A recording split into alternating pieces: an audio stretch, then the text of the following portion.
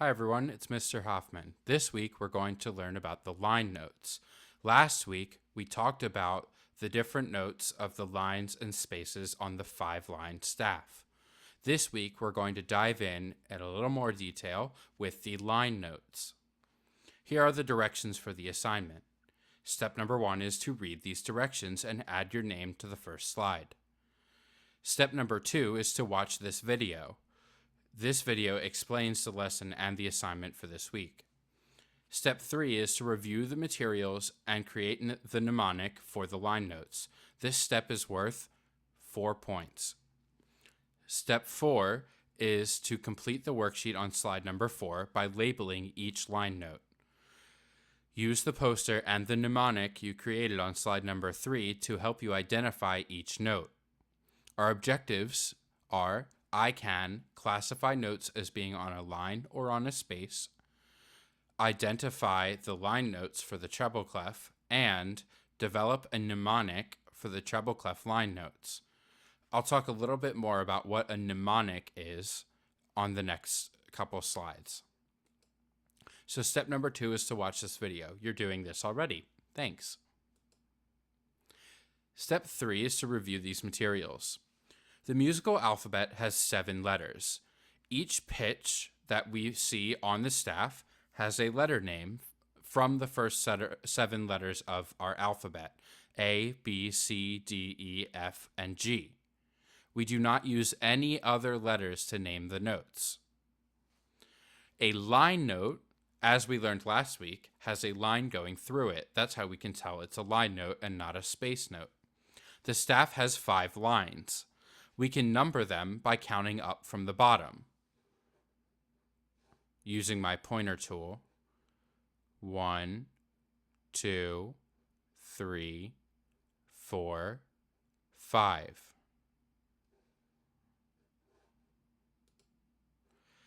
The line notes are in order: E, G, B, D, and F, from bottom to top. We number them by counting up from the bottom. E is the first one, G is the second line, B is the third line, D is the fourth line, and F is on the 5th line. We say that a note is on the blank line. For example, D is on the 4th line because it's the 4th line from the bottom. 1, 2, 3, 4, and that's D. We can use a mnemonic, which is a memory aid, to help us remember the order of the line notes from bottom to top. To create your mnemonic, you can come up with a sentence for which the letters of the line notes in order are the first letter of each word. Looking over underneath this poster, here's an example.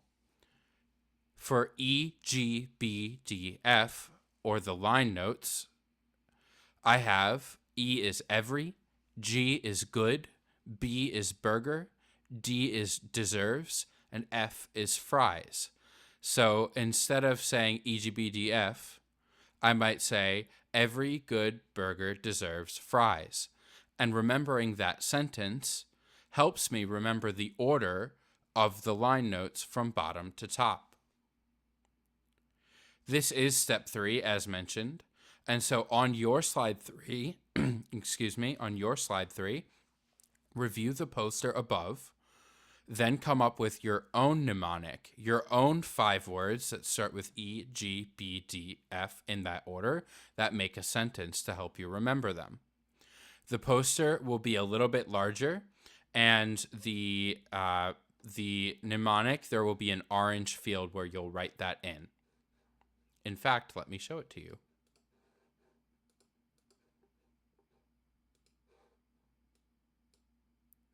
As you can see, on this slide number 3, you will have space to review the poster and also write your own line note mnemonic. For my example, every good burger deserves fries, I would write it in like this. On the line that says E, I would type every. On the line that says G, I would type good. On the line that says B, I would type burger. On the line that says D, I would type deserves. And on the line that says F, I would write fries. Every good burger deserves fries. But you're going to come up with your very own mnemonic. Mine is a good one, but I bet you can come up with your own that are even better.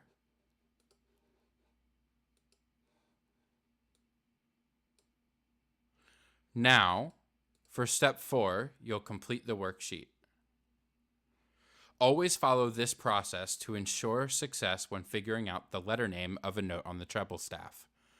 Answer the questions, line or space, and then which number line or space. For example, you might answer these questions by saying, the note is on the 4th line, or this note is on the 2nd space, by counting up from the bottom, of course. Count up to the note from the bottom while saying your mnemonic for line notes or space notes. Remember, each line or space gets its own word. And when you count, you're only counting line notes or space notes, depending on which kind of note you're trying to identify. Step 3, stop counting when you reach the line or space with your note on it. The corresponding word in your mnemonic tells you the note's letter name. Finally, label the note with that letter name. Let's practice using the first one from your worksheet. We can see that this note is on a line because it sits on a line and there's a line going through it. Now I need to figure out which number line. Counting up from the bottom, we have 1, 2, 3. So I know it's the 3rd line. Now when I count up from the bottom again, I'll say the mnemonic. As a reminder, my mnemonic is every good burger deserves fries. So let's start.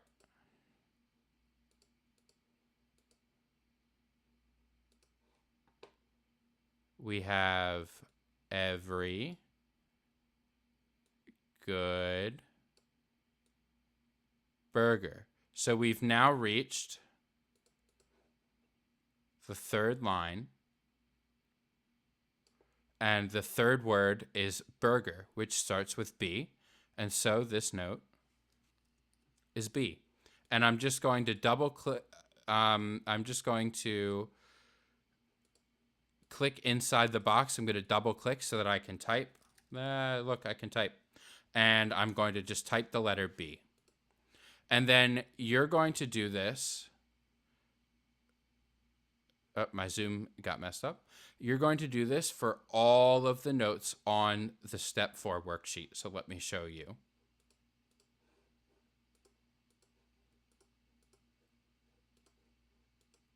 So that first one that we did was B.